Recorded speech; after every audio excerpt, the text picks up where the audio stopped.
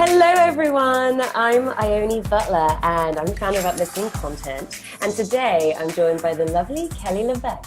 Kelly, thank you so much for joining us. It's my absolute pleasure. Thanks for having me. My pleasure, and thank you for the fabulous name. What, like, totally off topic, like, is it French, obviously? Do you have a French descent? Actually, it's my husband's last name. Oh, okay. Yeah, so my maiden name was Branlin. And so when we met and fell in love, and I was like, I'm absolutely taking your last name. the, the L's and the E's, it all just It works rolls. with Kelly. It's So perfect. You did that right. So my last name's Butler, and I dated a guy one time whose last name was King, and I was like, oh, if we got married, I'd go from a butler to a king. perfect. Perfect. But we didn't get married. Yeah. But cool. So welcome, and would love for you just to tell us a bit about yourself and what you do, please. Sure. So I am a holistic nutritionist and wellness expert here in Los Angeles. I write for a number of blogs. I see clients. I have a private practice here. My company's name is Be Well by Kelly. I've been doing it for about 5 years, but doing it full time for 2. So it started as my passionate side hustle. And then in September of 2015, I was able to leave my corporate career in cancer and genetics and make a full transition into health coaching and consulting in the wellness space. So it's amazing. I'm like, knock on wood over here. It's been a really positive journey. I just authored my first book. It's called Body Love. It's on shelves now at Barnes & Noble and where all books are sold. It came out on June 27th. So I'm really, really excited about what the future holds. I'm always trying to share information about nutrition, but specifically the biology of nutrition, so people can feel food freedom instead of feeling like they're looking at an eat and do not eat list. Once they understand the science, they can kind of set themselves free. Exciting. I'm excited for you. This is Thank fabulous. you. Thanks. A lot has happened. Yeah, so there's tons of things I want to talk about. But I was just at a retreat in Montreal with some really wonderful humans with all sorts of skills and talents. There was a bunch of amazing nutritionists, doctors, coaches, all sorts of people. And so I would love to just touch on how you made that transition to corporate and how you went from that to then making this your full-time thing. Sure. So I graduated from university, or we call it college, in 2005, and I had almost an 8-year career in cancer and genetics. So when I was going to undergrad, my parents advised me to, go into the business side of biology. Don't try to be a registered dietitian. You'll end up working at a hospital. You'll make not a lot of money. You won't be able to support yourself the way you want to. Living in Los Angeles is really expensive.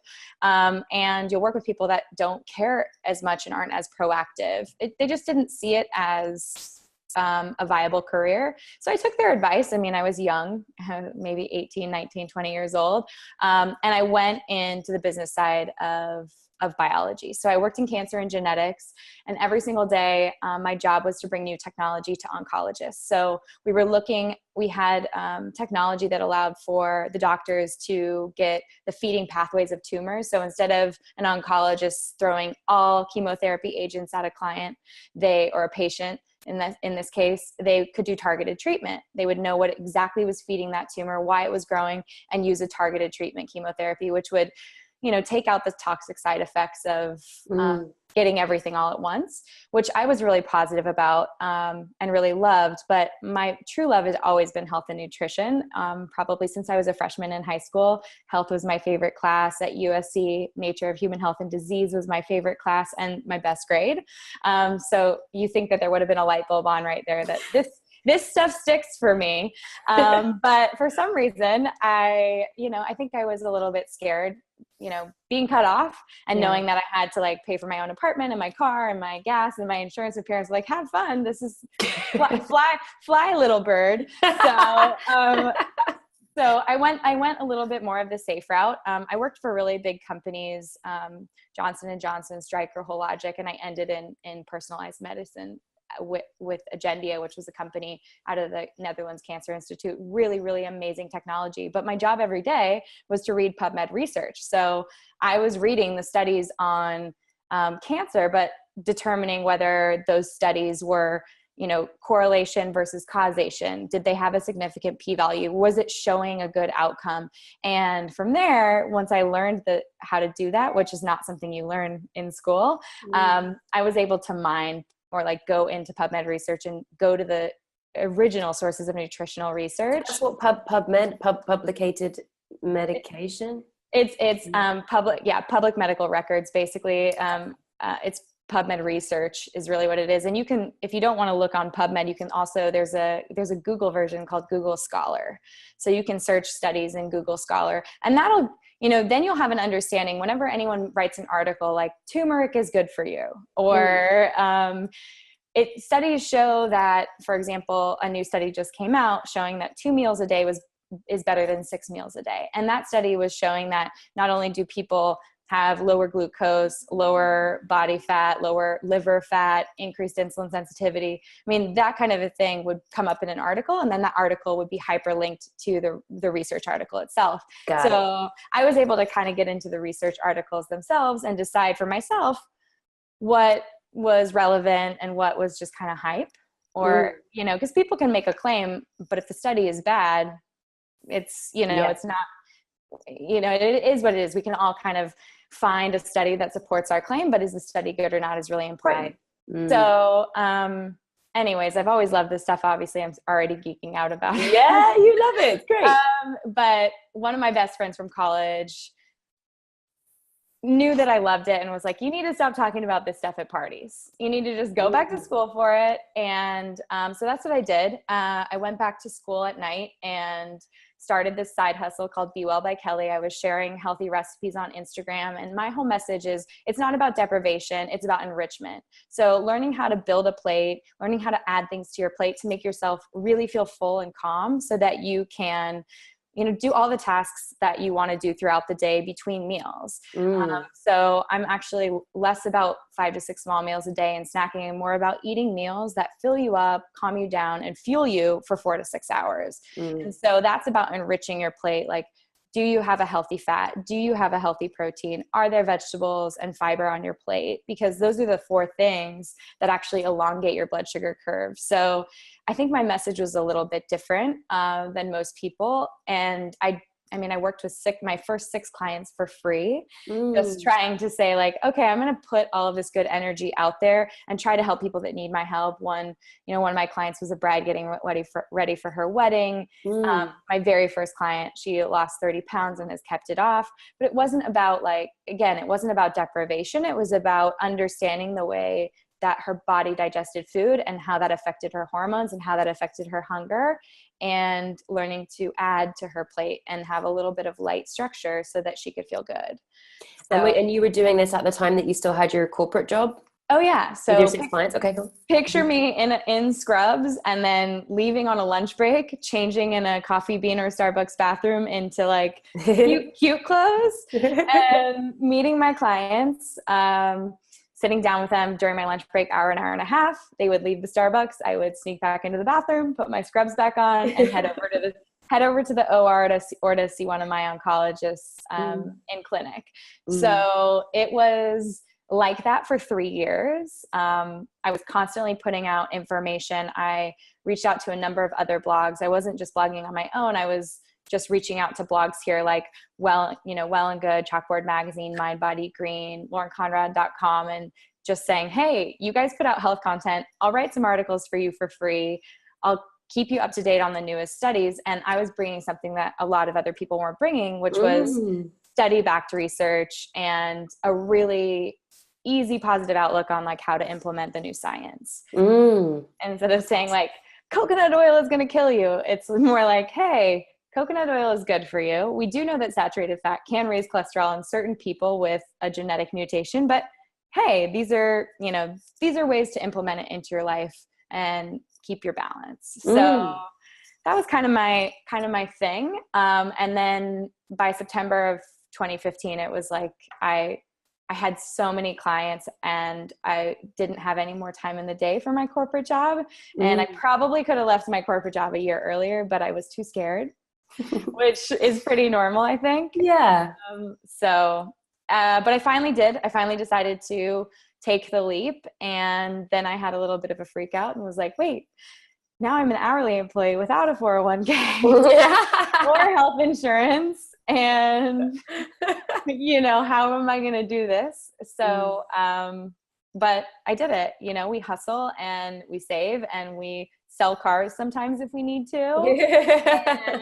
And, and we make it lean and make it work, and then things happen. So I'm really excited. I mean, knock on wood, I'm so thankful for my clients. I've had some pretty amazing people that I've been able to work with. I have contracts with studios, so I get people ready for movie roles now. It's fantastic. That's fun. Yeah. So I got the guys ready for X-Men this year, which is, get them in a leather suit. You're like, okay. That's the best job ever. Yeah. You have to be there at the fittings just to make sure they fit. No, I hear from their agents if they don't. No, so, I really think that you should definitely need to be there to make sure that this is happening properly. I know. It's probably a good idea. Maybe you should come into town and help I think they might need my help too. Yeah. Yeah. It's funny, and then I've had a lot of women who are pregnant or just had a baby. Molly Sims had her third child. Jessica Alba's pregnant.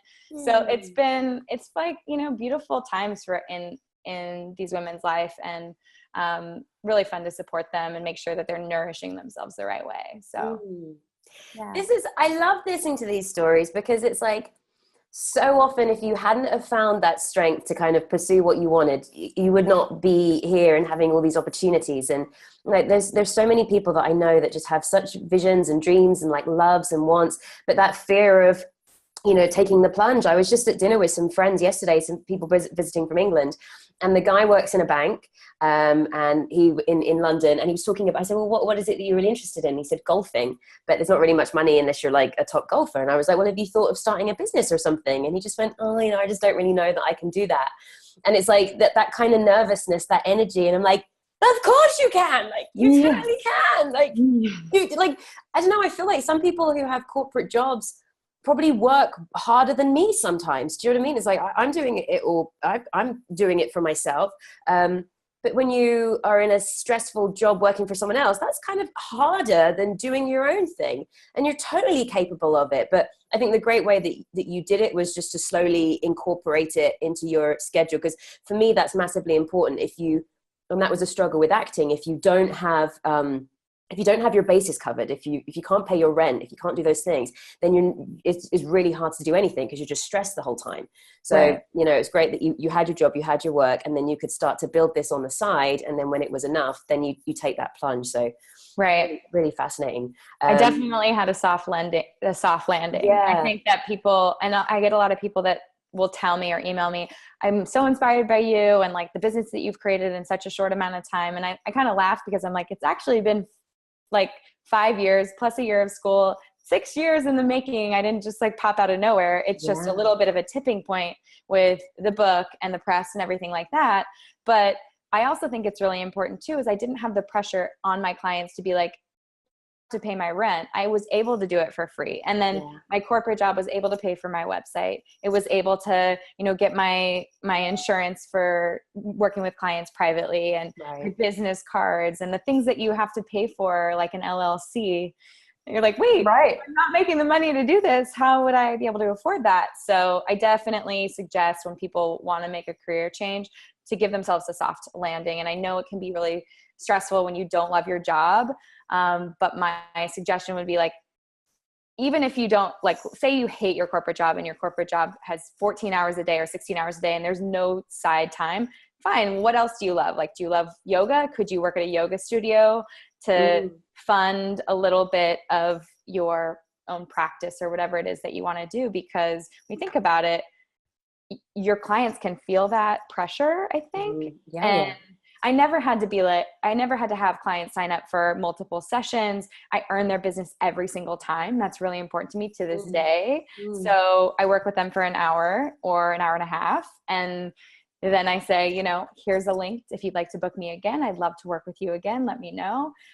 This is kind of what keeps people accountable, or, holds people accountable if you'd like to continue. But I really like to earn it. That's how I know that I'm doing a good job. So that's just kind of my personal MO, but yeah, great advice. So now tell me about Body Love, the new book. It's a fantastic title, and I would love you to share something about it. Yeah, thank you. Honestly, it makes me really sad when people lose, you know, weeks, months, years of their life because they're unhappy with their figure. And they're constantly reaching for the next best diet or the next quick fix or, cleanse. I feel like that feels a little bit like a pendulum ball because they end up cleansing for a certain amount of time and then they binge themselves back into this, whatever it is. Maybe you're juice cleansing a week before a bachelorette and then you're in Mexico eating chips and guac and drinking all the margaritas. And what people are feeling like is that this will help me find balance. Well, yeah, it might balance you back from that binge, but like balance is really just like a small movement off the midline. Like you had a glass of wine with friends one night, you book a yoga class the next morning, and the idea of constantly adding to your life is really important. But I meet with people that want it to be perfect. Like they want their ball to stop. Like just stand still. Everything's perfect. Everything's in line. I go to my workout. I eat this way. I, get all my work done. I'm not stressed out. I meditate. And even just thinking about that type of structure, it's awesome, but it's also a little bit stressful. And they need to have that fluidity of saying, it's okay to have a glass of wine. What can you do to add positivity to your life? Always looking to just little bounces off the midline is that balance. And so the book is teaching you to find that balance by understanding blood sugar and understanding on a biological level what that looks like. For example, if someone were to go out to dinner and they were gonna have like pizza and pasta and wine and they're the kind of person that says like, okay, I was good all week and it's Friday night, so now I'm just going to blow it out. I like to explain on a biological level, that's all breaking down to blood sugar. And so, pizza goes up, pasta takes your blood sugar further, wine a little further, dessert a little higher, and then you're going to come crashing back down. And the biological rebound to that is that you're going to crave more carbohydrates and sugar. You might be full of insulin, a little bit hangry.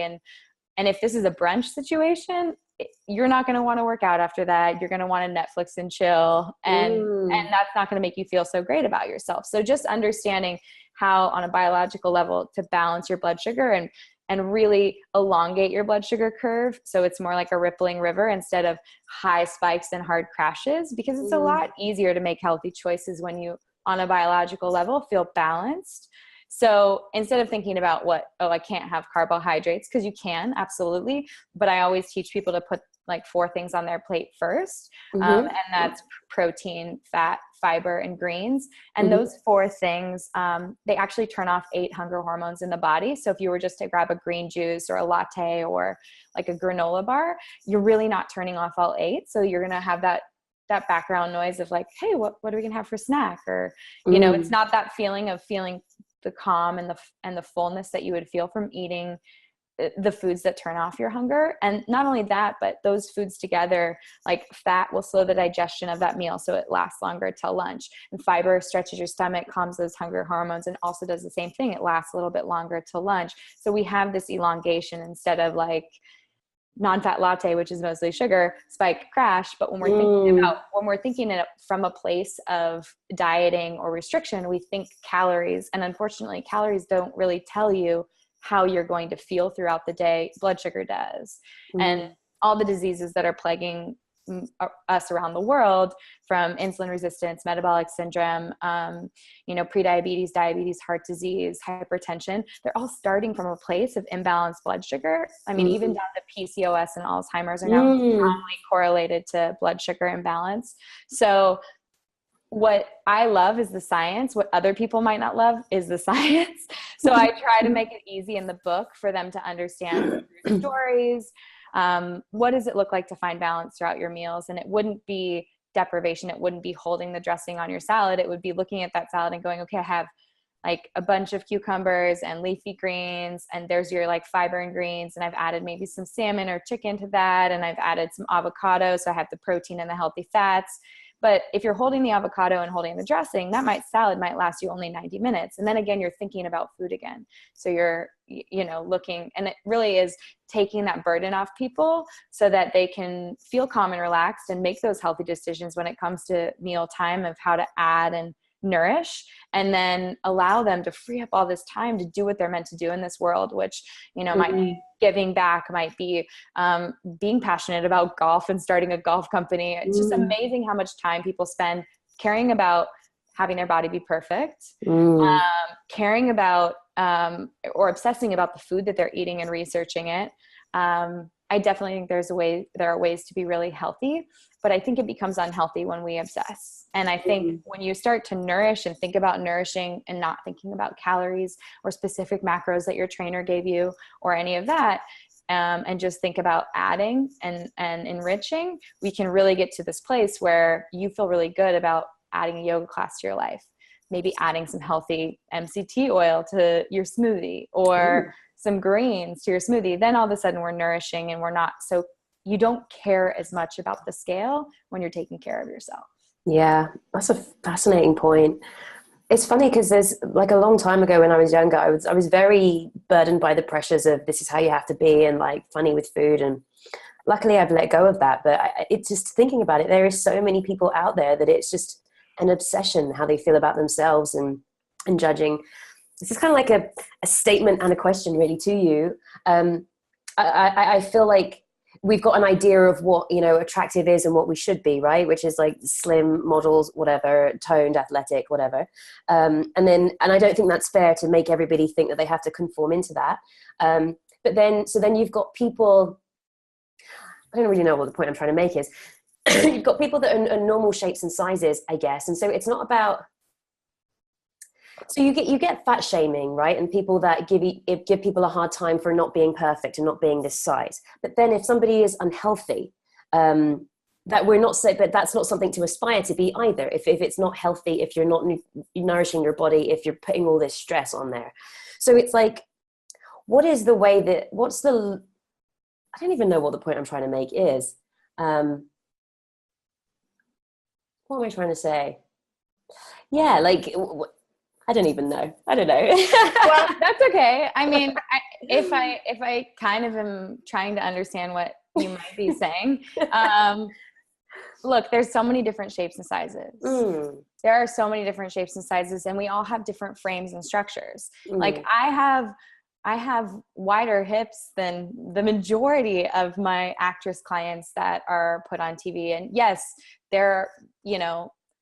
are required to be, 120% of perfect, like they have all of these pressures and stressors to look and be the best. And, what's really empowering to me is when you start to see actors and actresses embrace their figure and they still look healthy, and that they look fit and they're taking care of themselves. I was really impressed with, not every line, but there were some athletic figures in Fashion Week this last year that I saw, like nice. Awesome muscles, shoulder muscles, and like biceps in what used to be a really waifed, skeletal type of a look, walking a runway. So I think we're moving that direction. I really do think it's important. And there's a lot of body love, advocates out there and women who are all about like embracing your frame. And for me, when I sit down with a client, one of the questions that I ask them is like, what are their goals? And if they have body composition goals and they give me a number or they give me a jean size, one of my, the questions that I ask is when was the last time you were there? Because if we're holding on to a number that we were in high school or junior high, and we were the same height then, it's like, you have estrogen and progesterone in your body. You have female hormones that have come in since then that are making you curvy, that are giving you that sex appeal. And that is sexy. Like you have to hold on to that and understand, like, are my goals realistic? Because here's the deal. I will be straight with a client, and it's only disservicing them if I commit to saying like, yeah, we can meet your goals. If I don't think that we can, and then it's a bigger conversation around like, why are we holding on to this number? It's just a number. And what can we do to bring you to a place of understanding what fit feels like and what for your frame? And I mean, even just in my process of working with clients, I'm more in love with my figure and my frame now than I was in college or in high school. And I'm 12 pounds heavier than I was in college and high school. But this is the size that when I eat clean and when I eat healthy, this is my frame and this is my figure. And it's so much better when you're living life from a place of body love. Yes. Yeah. Wow.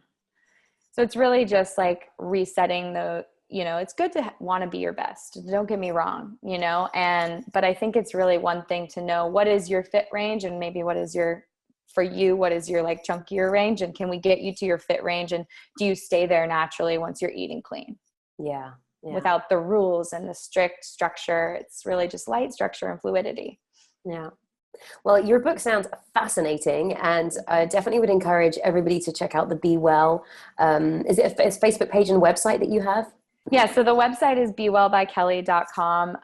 My book is called Body Love, Live in Balance, Weigh What You Want, and Free Yourself from Food Drama Forever. Yes. Over the food drama. Over it. Yeah. So. Well, yeah, I'll definitely be putting a link to all of that. Very cool stuff. Just quickly, I don't know if anybody has any questions for Kelly. Sometimes people get a little bit shy on these live streams. Sometimes they're all about commenting and sometimes they don't. So any questions? And one of the things that I wanted to ask is I feel like even if I sleep 8 hours, I'm very tired. Mm-hmm. And I don't know if that's a food thing. I probably have about 2 meals a day. I don't eat a lot. I have smoothies and stuff like that. Yeah. And I'm trying to not end up or drinking lots of coffee. So I was wondering if there's any recommendations on feeling more energized. Absolutely. So a lot of times the energy that we have, like right when we wake up feeling like bright-eyed and bushy-tailed, has to do with a cortisol spike that happens in the morning. So a lot of people talk about cortisol like it's this really bad hormone.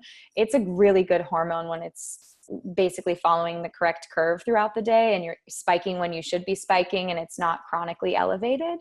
But it is a stress hormone. So if you're stressing out a lot or drinking a lot of caffeine and go, and then trying to turn it down at night, I would say that you might have elevated cortisol. And for that, if you had elevated cortisol, you might not be getting that really strong rush of cortisol in the morning that makes you wake up like you don't need coffee.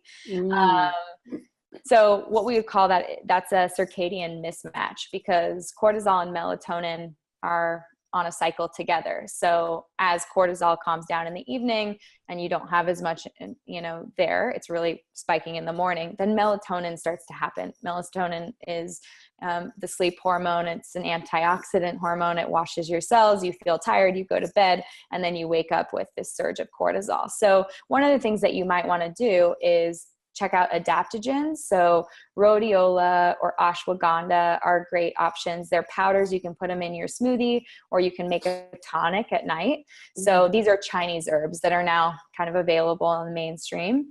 And they also come in pill form. So they're not synthetic. It's not a chemical. It's an herb. And what you would do is you take a few of those and they plummet the production of cortisol. So you would take it before bed so that you plummet cortisol and your body releases more melatonin. And then that way in the morning, because you've suppressed cortisol all night, you have more of an exaggerated spike where you'd wake up a little bit more alert. That sounds very cool. I'll definitely try that. Say the names one more time of those herbs. So rhodiola. RH, yep. And ashwagandha. A couple of companies that have these powders would be Sun Potion or Moon Juice. Gaia Herbs also does it in pill form. GAIA, I think. Is that the Facebook page that have like videos and stuff? Yeah, it's a food company, and I think they do a lot of video content. Cool. Yeah. So wonderful. I would give that a try. Yeah. The other thing is like try not to be on your computer and your phone super late at night. Those orange blocking glasses help your body produce more melatonin, and that'll really help with cortisol mismatch or circadian mismatch. Yeah, that's definitely, I know that that's a thing, like not being on devices like an hour or 2 hours before bed, getting better at working that. I have the thing that like dims the screen, but it doesn't necessarily stop me working for hours. But yeah, definitely going to try those herbs. Yeah. Wonderful. Kelly, this has been fantastic. So lovely talking to you, and thank you for sharing everything. It's awesome. Pleasure to meet you too. I love everything that you're doing. It's really special that you're sharing so much positivity with the world. Thank you. And I definitely would like to be sharing more of your stuff. So do you do videos as well, or is it more just articles? I write a lot of articles. I'm actually, I'm starting my Facebook video, like a Facebook video page. So it'll be like stocking the fridge, but I'm always open to do videos if you want to. Yeah. Well, no, we'd love to share them on Uplifting Content when you do, because you're great at speaking about all this stuff. So it'll be good to share them. Okay, thanks.